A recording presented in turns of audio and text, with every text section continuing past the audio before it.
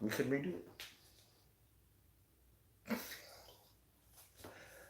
Guess who's back in the house? Here's click clack in the bow. Frying Fresh Feminine. I hope that you guys are having a lovely Saturday. I've come on live with the wonderful Roberto, who's not looking at the camera. And there we are.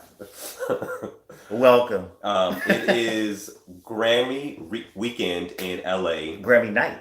Grammy night. The Grammys aired tonight, and it's a madhouse in downtown LA.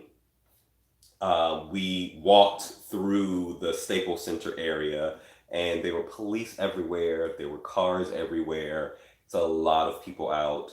And also today we lost Kobe Bryant, and that was very sad. So we're sending prayers to his family and his loved ones.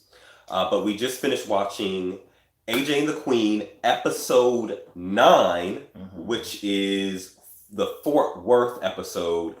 And the themes of this episode are perception versus reality and going deeper into family dynamics. So, Roberto, I actually want to get your kind of like overall thoughts about the episode. Overall, I really liked it, and I've been really liking the series so far.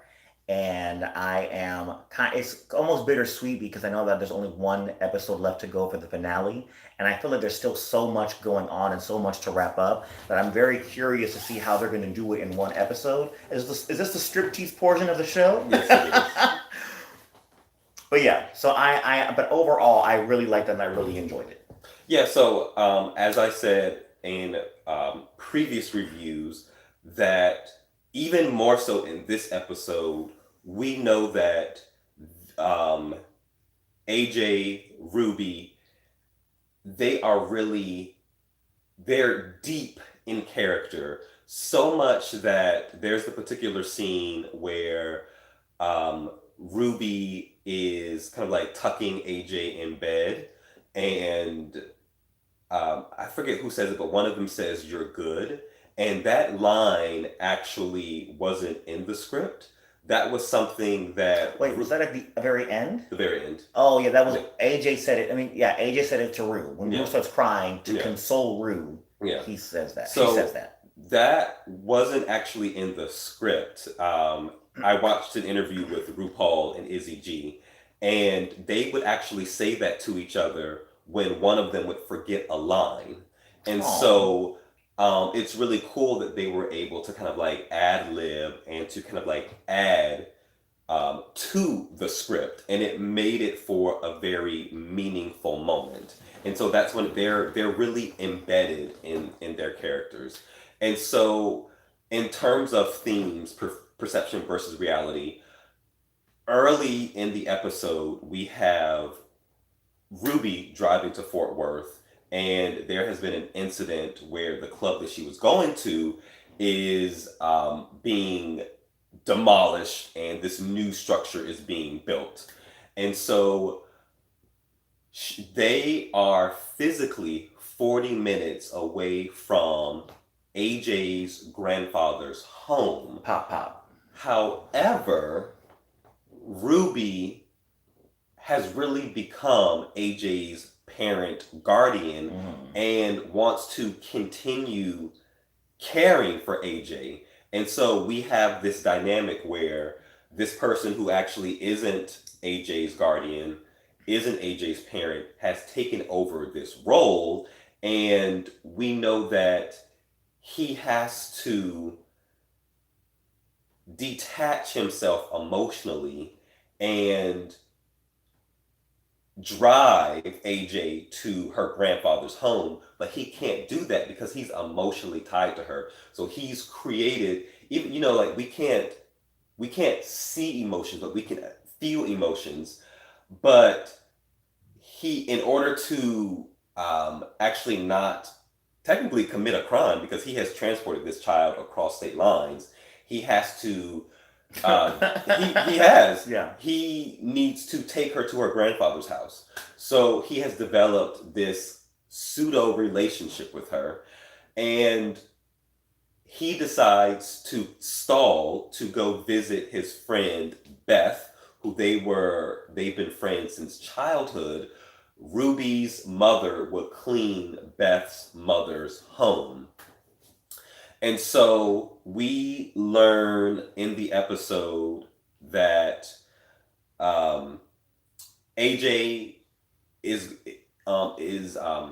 Beth's daughter, Alexandra, I think is her name. She is gone away somewhere, and so AJ gets to sleep in her room, and there are Barbies wall to wall in this room, and it triggers Rue to remember that Beth and he, when they were younger, they would dance in her room, and he would play with her Barbies. However, when her friends would come over for like girl time, he felt as if Beth would shut him out.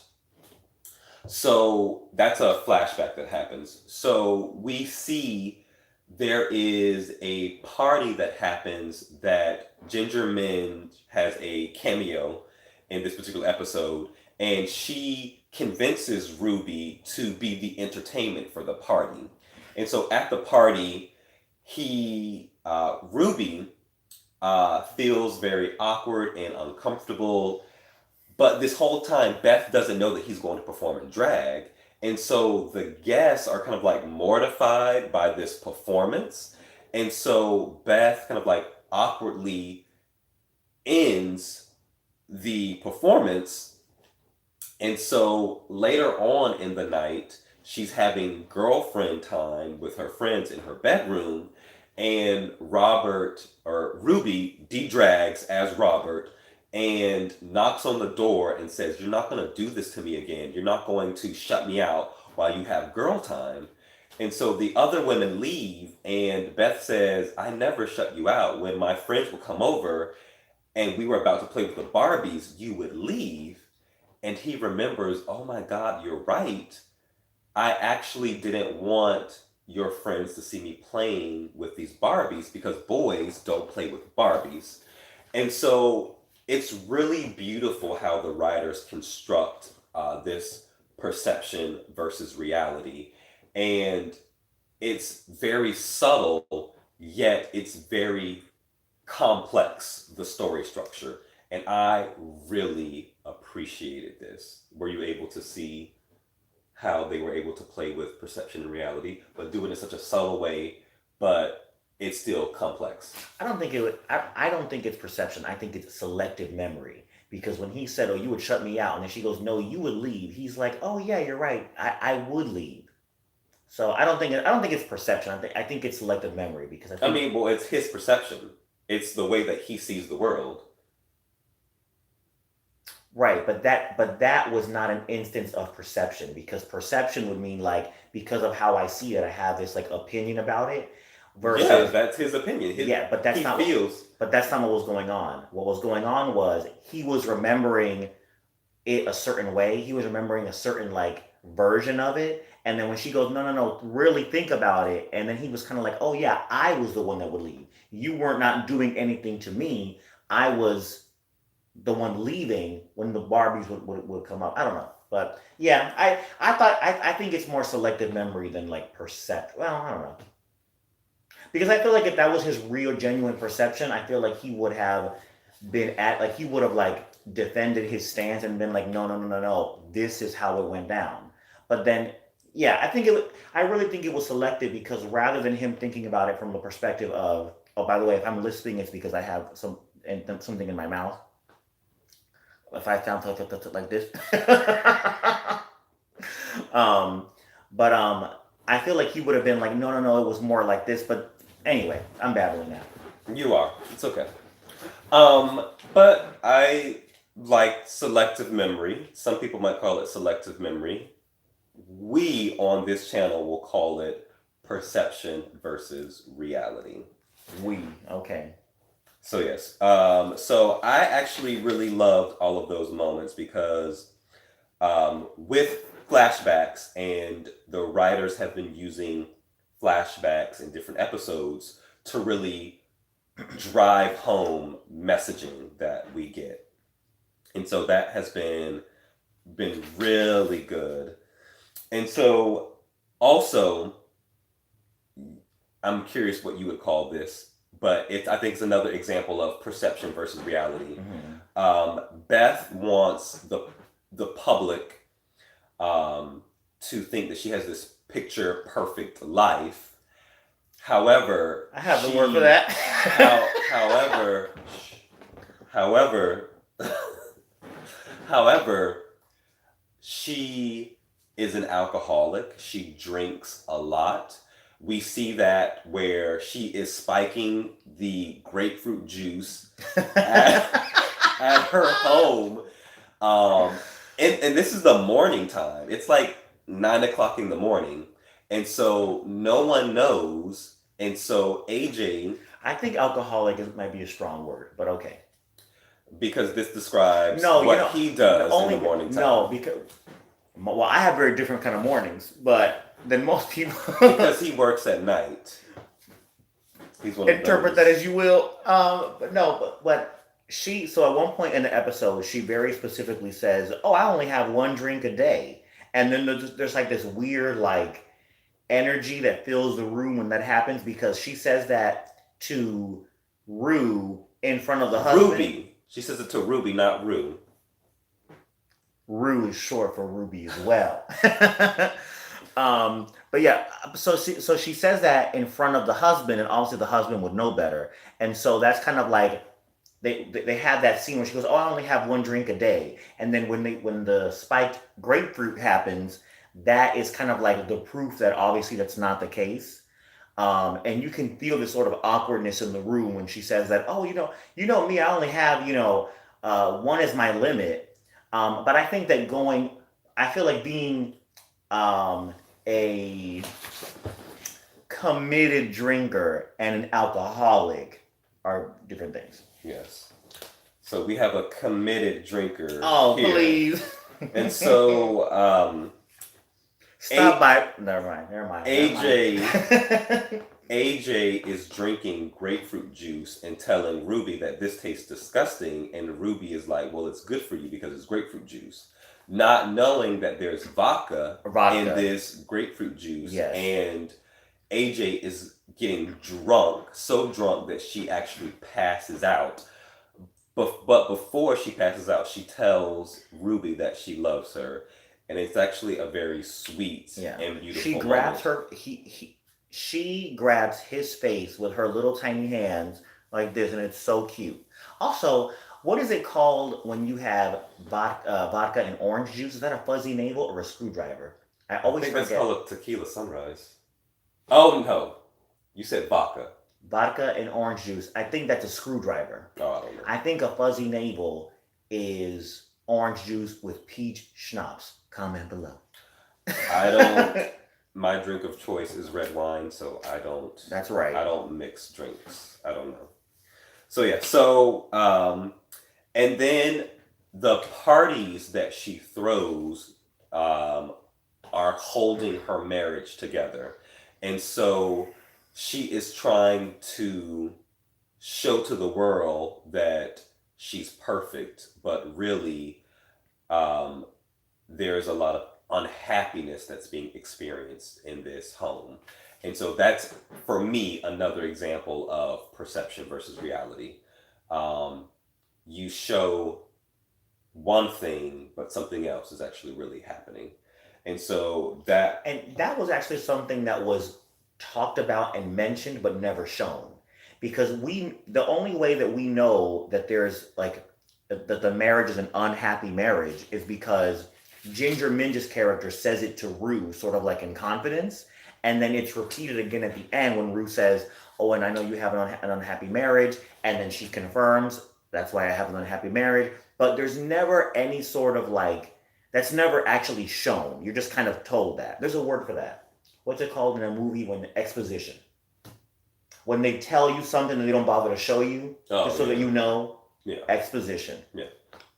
And the great thing is that I don't think in any of the episodes that we have another kind of like a younger person for AJ to really kind of like play off of and have dialogue. And so we really get to know more about AJ's character through, I think his name is Adam, Beth's son. And we learn that she can be a nurturer, that she is really taking care of him for a short period of time. She really understands him and they have bonded. And it's really great to see kind of like their connection. And they become so close that Adam tells her that instead of waiting until the next day for her to drive to her grandfather's house, that he can take her. And in that, we learn that he doesn't know how to drive, and they actually crash Ruby's trailer, which is a moment of horror. I think you like gasped. Well, so to be clear, they didn't crash. I guess they did kind of like. I think that what happened was the RV went onto like an elevated like sidewalk type thing, which caused it to flip over. Also, they didn't even make it out of the driveway. Like you didn't even get down the street. Well, really, he doesn't know how to drive. So well, because the son Adam is maybe like 15-ish. But when he said, "Oh, I'll give you a ride," I was like, "Oh, maybe he's like 17-ish." And then when they have that, and then also I feel like AJ seems like such a like smart child for a 10-year-old that when he made it obvious that he didn't know how to drive because she said, "Do you know how to drive?" And then he was like, and his response was, it can't be that difficult. "How hard could it be?" Yeah. I feel like that's when AJ, I would feel like it would be like, okay, you know what? Timeout, cut. That's a wrap. Like, and also, this is like a rich family, so I was even more surprised when they got in Rue's RV to go, like, to give him the ride. I assumed he would have his own car, and then they do mention how his own car was taken away from him before he ever got to use it. Yeah. All the red flags. Yes. I'm spitting because of this thing. So, all the comments are going to be, what is up with that whole speech impediment? So I think that was a great moment in the story because we're able to see Rue go into mother mode and is rushing downstairs, running to see if AJ is okay. And that's when we get into kind of like the family dynamic. Like we now know that this is Ruby's child. Like she loves her so much and is willing to do anything for her. And even though it's kind of like a horrific, accident has happened. Well, it wasn't really horrific. Oh my gosh. You see a child in a car that flips over. It's scary. It wasn't horrific. You're too far away. Oh. So, I think... You're not the first man to say that to me tonight. So, I really enjoyed that moment. Are there any other moments that stand out for you? Actually, during that part when Rue goes to check on AJ and goes into walks into the bedroom where AJ is staying, he looks out the window and sees the RV tipping over and then run downstairs. There's a part where he like comes out of the front doors of the house and is on like a stoop and pauses and exclaims, "AJ," and then goes down the stairs and approaches the RV. That one moment was like, the AJ was such like bad acting. Like it was not because what he was trying to give off was like this like, oh my God, I'm like this fear of like, oh my God, are you okay, and calling out for the child. But it was so like flat. That did stand out to me. That stood out to me. Also, throughout the episode, I don't know if you mentioned it, but like in the beginning and in the middle, there are very obvious attempts on Ruby's behalf to stall having to take AJ to the grandfather's house. And at the end, he actually like acknowledges it. Actually, twice. He acknowledged it halfway through on the phone with the blind character. Lewis, thank you. And then say his name. say my name, Lewis. And then at the end, actually says it to AJ. And then at the very, very, very end, when they're now leaving from being spending the weekend at Ruby's friend Beth's house, um, Ruby says, "Well, now it's time to take you to your grandfather's house," and that's when they sort of like hint towards the next episode, and he go and AJ goes, "Oh no no no! You've been doing this tour, which I didn't even realize culminates at apparently a pageant." Yes. I don't recall them mentioning a pageant, but apparently there's a. We learned that that's the reason of the tour, that it's going to end in a pageant, and Lewis has created um, or has helped to create the gown that Okay. Ruby is going to wear in the pageant. Well, AJ says to Ruby, like, "Oh no, I didn't come all this way." Oh, they also give you a timeline, so apparently it's been about 6 weeks. Like the 9 episodes have been about 6 weeks, so they've been together for a little minute now. So AJ says, "I didn't come all this way to not see you perform in the pageant." So now they're going to. He's not taking AJ to the grandfather's house. They're going to go to Dallas for that, and then you assume that after that, now there will be there's really no other reason to stall. Eventually, taking the child to the grandfather's house, and I'm just really excited to see like I'm interested to see if the villains make any more appearances.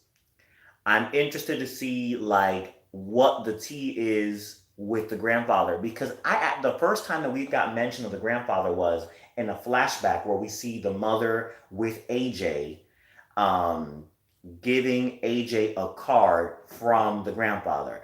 And I suspected then that maybe like the mother was making up that there was a grandfather for some reason. Um, so like there may not be a pop. Like I wouldn't be surprised if they pull up to like the address because I'm assuming she has the address from the cards, and it might be like a KFC or something, Yeah. or that like which actually is a shout out to episode 1 when Rue goes to Homeboy's house and he's like, "Child, I got there it was a KFC." It could be a KFC, or we don't even know. Let's say there is a grandfather, like we don't know what the state of the grandfather is. The grandfather could be worse off than the mother. Yeah. They may get there and they may realize, like, Ruby may be like, "I can't leave this child here." Also, we didn't talk about Lewis at all. Lewis had a confrontation with the mother. The mother is now sober, Mm. but then was like angry because Lewis lied to her Yeah. about the whereabouts of AJ during one of the Yeah. earlier episodes. Yeah. She goes to the house and he's like, "Girl, I ain't seen nobody," which is Yeah. technically true. Um, and so loophole. And so he says that, and I was like, I don't know why you would say that. I feel like you should have told the truth. But anyway, he tells her that. Then now that she's like sober and trying to get her act together, he's like, "Well, the truth is," and he explains where the child has been this whole time. And instead of her being like, "Oh," I mean, I guess I understand being mad at not being told because now all this time you had to worry for no reason. Yeah.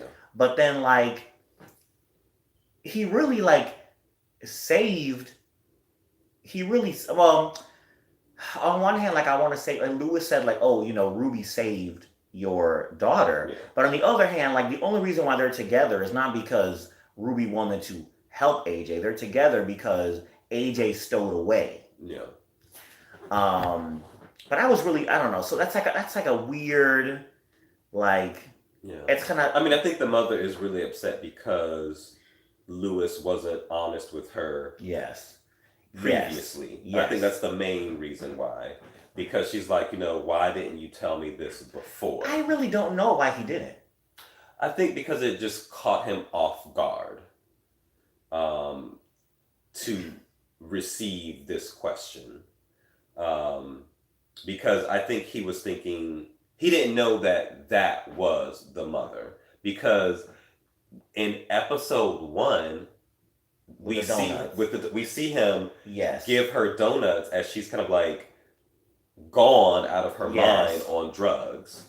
And so I think, But when she went to knock on his apartment and she was going door to door, that's when he learns that that's the mother. yeah, So when he was being questioned, he knew. I thought that was so weird because it's not like AJ was somewhere where she could go and get AJ and possibly do any harm to her. You know, like he could have just said the truth, and especially because the truth is that like it's not like he took the child, like the child stowed away. yeah. Um, Also, we should mention the situation with Lewis and the very handsome cop boyfriend. Oh gosh. Officer Patrick. Okay, so um, Lewis is of course on the phone with Ruby as almost in every episode, and they Lewis is whispering because Officer Patrick is in the next room or something like asleep and he's trying to be quiet. And then when they get off the phone, the camera angle like shifts, and you see that Officer Patrick is awake and like standing behind him. And then he has this like little girl, like, oh, sorry. He has this like little girl, like a temper tantrum Yeah. where he's like, it was very like childish. Like every time I turn around, like you're on the phone with him. And then he makes this like joke about like how he's so attractive that there's no reason why Lewis should have any time for anybody else. And then he even goes on to say, I was April in the like police officers, men's calendar, blah, blah, blah. And of course, this is completely lost on somebody who is blind. Yeah. Although I feel like with that body, Hanny, you can feel how fine you. Yes. And side note, to see more of Officer Patrick's body, if you haven't already, you can watch my video, The Men of AJ and the Queen, and I highlight main male characters and then secondary male characters, and then the character that everyone has fallen in love with from the last episode. So please watch that. Please watch that video. I did get a sneak peek of that on Instagram. Oh my gosh. Everybody is raving about this man's body, so you can find out who he is by watching my video. So yeah, so with which body part is that? Because it was not his body, it was a specific body part. So with Officer Patrick, I think that I get where he's coming from. Like if you're in a new relationship with someone and you're really enjoying spending time with them, but every time you actually hang out with them, they're always on the phone with one person. And the additional information that he overheard is that Lewis said that he would take care of Ruby the way that he always does. That can make him jealous. So I just googled something related to the show. It's a word that this is the vocabulary word for this month. It's a word that I've never like really heard, I don't think. So and I could assume with context clues they were talking about, but I wanted to look up the actual definition. And can you guess what the word is? Grifter. Oh, you saw it. Grifter, yeah. So according to Google, grifter is a person who engages in petty or small scale swindling. A la the night worker. But I feel like, well, maybe. But is $100,000 small from one person small scale? No, not at all. I think grifter is more kind of like an older person's word. And I feel like he was I would just call him a con artist. And right? I feel like a lot of the language and lines used for AJ and the Queen come directly from Rue's mind and Michael Patrick King, and they quote a lot from movies that Rue really enjoys and songs that Rue loves. So I think that this word has been used in a movie that Rue holds dear to his heart. I love how like I feel like both Drag Race and even this show feels like just an array of Rue's favorite things, and like it really feels like they just tried to look for a way to incorporate all these things that Rue. It wasn't like okay, we have a show and let's add Rue's things. It feels like the foundation was these are the things I want. Figure out how to put a show around them. Yeah. I could especially say that for the last or the previous episode with Baton Rouge. Yeah, with going to the hospital, Judy Garland. Rue is obsessed with Judy Garland. Okay, can I ask a dumb question? What? Judy Garland is the young lady from The Wizard of Oz, right? That's a dumb question, and yes. Okay. And he... Everybody don't know that. And he is obsessed with her. Oh, I said this in the previous video, but you didn't watch it. They're gonna read you for Phil for just calling me dumb. They're gonna read you for Phil, and you won't deserve it. So you don't know this, but the performance that Rue does when Lewis has the diabetic attack is a Judy Garland performance from a movie called Meet Me in St. Louis. Was that the episode one with the piano? No, the Baton Rouge, where she's wearing the red dress and Lewis is on stage with her and goes into shop. Oh, in the flashback. Oh, yeah. Okay. Yes, so that's yes. Judy Garland performance. Okay. The entire thing, even the Can you believe that man showed up in that episode in the dress with the wig to the hospital? Like you could. I'm not saying you're gonna take the whole makeup off because I get that, but you gonna the dress and the wig, really? If you were to pass out, child, if I were to pass out, and I'm Jesus, and would have to help I'm me. in drag. First of all, you would get up, take a shower, find an outfit in case there are any cute people working behind the front desk at the hospital. You would chapstick your lips at least twice. Okay, you would do all kinds of stunts and shows, and there you go. And then first of all pucker those lips, let the people see. You know that I did it before he hit record. I did a double take like, oh, your lips look so nice all of a sudden. We're getting off subject. But they have really incorporated all of his divas, all of the movies that he loves into this project. And when we're getting into this pageant, I know that there's going to be a lot more references.